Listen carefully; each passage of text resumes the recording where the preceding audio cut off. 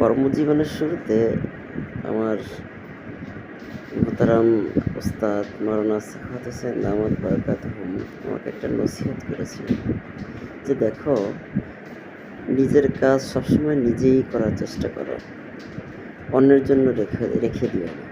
কারণ কেউ তোমাকে তোমার কাজ করে দিবে না। হ্যাঁ, এতটুকু করতে পারে, সেটা হলো যে তোমাকে সহযোগিতা করতে পারে বা তোমাকে সাপোর্ট করতে পারে।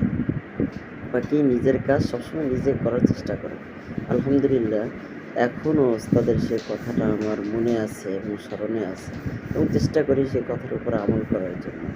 বাকি আরেকটা বিষয় আমি বিশ্বাস করি যে, কোনো কাজে যদি কখনো সফলতা আসে, সেই কাজ থেকে কখনো নিজেকে গুটিয়ে নেওয়া উচিত না, বা নিজের এখন অবসরে থাকার সময় বা অবসরে যাওয়া উচিত, এরকমটা কখনো ভাবা উচিত না। বরং যদি কোনো কাজে সফলতা আসে, তাহলে সেই কাজে নতুনভাবে নতুনভাবে আবার করা উচিত।